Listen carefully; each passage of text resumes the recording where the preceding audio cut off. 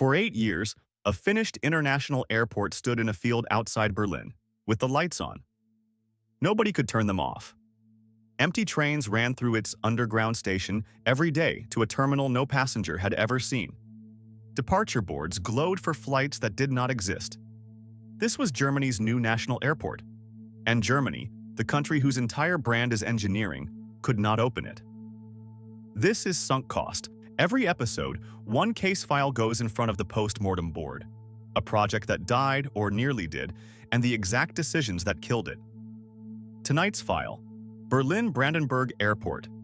Budgeted at under 3 billion euros. Final cost: more than double that. By most accounts, over 7 billion. Planned to open in 2011. Actually opened on Halloween 2020. 9 years late, into the emptiest skies in aviation history. Here's the question that matters. This wasn't a startup. This wasn't a corrupt backwater. This was Germany. Thousands of qualified engineers. A rich, functional state. Full public attention. How does a project get this wrong? Stay to the end, because the post-mortem board has seen this exact failure before. And it will name the 3 decisions that killed this airport. You have probably watched at least one of them happen at your own job. 1989. The Berlin Wall falls. Suddenly, one city has 3 airports: Tegel, Tempelhof, Schönefeld, all small, all aging, all relics of a divided city. The reunified capital of the reunified Germany wants one great airport, a front door for the nation. In 1996, Berlin, the state of Brandenburg, and the federal government agree, build it at Schönefeld on the old East German field south of the city. Notice who just signed that agreement. 2 state governments and a federal ministry, 3 owners, all politicians. Remember that. The first plan is the sensible one.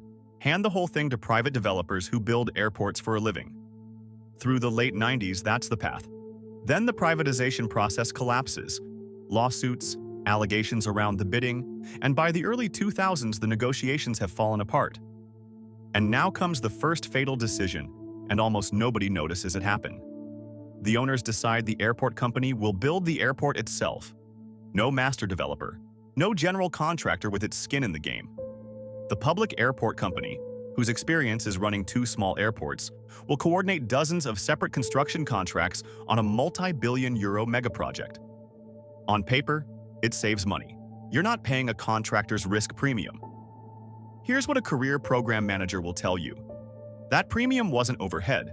That premium was the price of someone competent owning the risk. They didn't eliminate the cost. They just stopped paying for the protection. September 2006. Construction begins. The mood is triumphant. Opening date 2011. On the org chart, supervising it all, sits a board chaired by Berlin's mayor, Klaus Wowereit, a gifted politician, famous for calling Berlin poor but sexy. Ask how many people on that supervisory board had ever delivered a major construction project. The answer is what you fear it is. The airport even gets a name to grow into: Willy Brandt. A statesman's name on a statesman's project. What could go wrong is already going wrong. It's just still invisible. The design will not stay still. Mid-construction, the owners keep upgrading the dream. More retail space. Airports make their money in the shops. A whole new retail level gets planned into a terminal that is already being built. Gates reworked for the Airbus A380, the biggest passenger jet on Earth. Every change ripples through thousands of drawings. The planners redraw. The builders build over yesterday's work, and underneath it all sits the thing that will become infamous: the fire protection system. The terminal's elegant design has no conventional smoke vents cluttering the great roof. Instead, in a fire, enormous machines are supposed to pull smoke downward, through channels under the floor, and expel it. One colossal interlinked system, the workers have a nickname for it: the monster. Nobody has certified anything quite like it, and the man responsible for planning major parts of the fire protection design, it will later emerge, is not a licensed engineer at all. He is a technical draftsman who let everyone believe otherwise.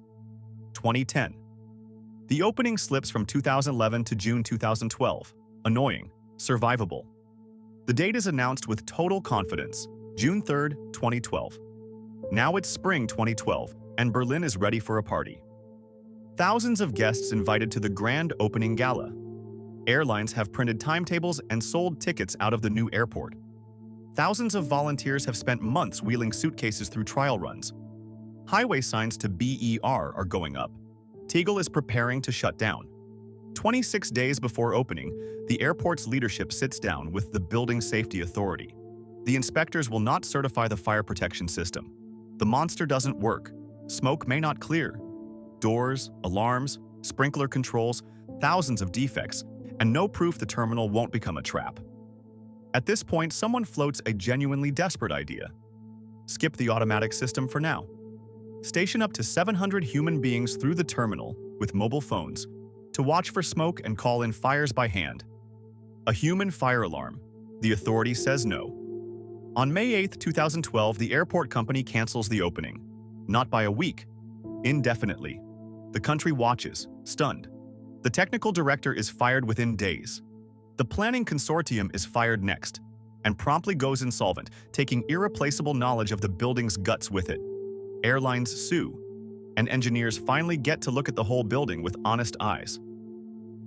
What they find is worse than anyone said out loud. A newly appointed chief counts up to 100,000 faults across the building systems. Hundreds of kilometers of cable, some 700 kilometers in all, have to be ripped out and replaced. Doors are misnumbered by the thousand, so the safety plans don't match the building. An escalator is built too short for its own staircase. The monster has to be carved into 3 separate, smaller systems just to be certifiable. Each new boss announces a new opening date. 2013, canceled. 2014, abandoned.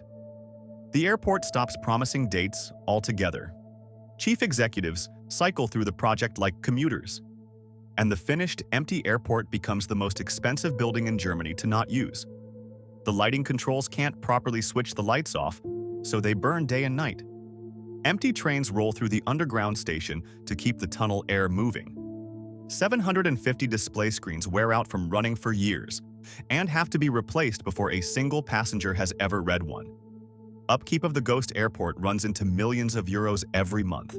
The airport's technical chief is convicted of corruption after demanding a €500,000 bribe. A major contractor, Imtech, collapses into insolvency. Sunk cost is no longer a metaphor. It's a line item, every month, forever, until someone finds a way out. The someone arrives in 2017, Engelbert Lütke Daldrup, a technocrat, not a showman. His method is almost insultingly boring. Stop announcing dreams, freeze the design, fix the defect list item by item, and let the engineers set the date. The date he gives is so far away it embarrasses everyone. October 2020. 3 more years. This time, nobody has to take his word for it. The inspectors sign. October 31st, 2020. 2 aircraft land in parallel, and Berlin Brandenburg Airport, Willy Brandt, finally opens. 14 years of construction. 24 years since the site was chosen. 9 years late. Billions over budget. And it opens into the void. COVID has emptied the skies. The gleaming terminal built for the roaring 2010s greets a trickle of masked passengers in the worst year for aviation ever recorded. Within months, the airport company needs hundreds of millions of euros in state support just to survive its first year. A week later, Tegel, the beloved, exhausted little airport that had covered for BER for a decade, closes forever. Today, BER works. Passengers move through it and notice nothing special, which is the quiet tragedy of infrastructure. Competence is invisible. Only the failure was unforgettable. The board finds 3 root causes, not the fire system, not the draftsman. Those were symptoms. These are the decisions that killed it, and everyone is transferable to whatever you're building. Root cause 1. The owner kept the risk it was least qualified to hold. When the airport company became its own general contractor, the single hardest job on a mega project, integrating dozens of contractors into one working building, landed on the organization with the least construction experience in the room. Contractor premiums look like fat until you realize they're the price of someone competent owning integration risk. Strip that out and the risk doesn't vanish. It just goes unmanaged. When you hear, "We'll save money by coordinating it ourselves," ask one question. Have we ever successfully done the coordinating? Root cause 2. The schedule was a political statement, not an engineering output. Opening dates were announced to fit election cycles and press moments, then defended long after the critical path had made them fiction. A supervisory board of politicians had no ability to interrogate what it was told, and every incentive not to. So bad news traveled up slowly, softened at every level, until it arrived 26 days before the gala. Watch for this signature anywhere. When the date is defended more fiercely than the plan, the date is already dead. Root cause 3. The design never froze, and nobody ever re-baselined. Retail levels, A380 gates, endless change requests poured into a building already under construction, while budget and schedule were never honestly reset to match.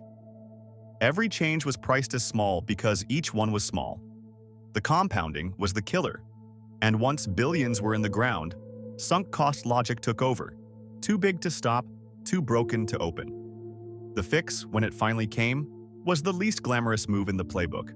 Freeze scope, count reality, publish a date you can defend. It worked in 2017 and it would have worked in 2010. The tools were never missing. The willingness was.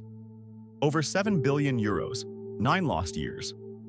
One airport that works fine, run by people who will spend the rest of their careers explaining it.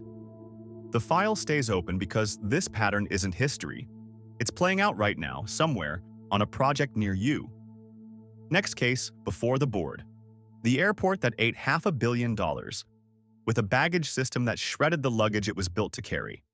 Subscribe if you want the file when it opens.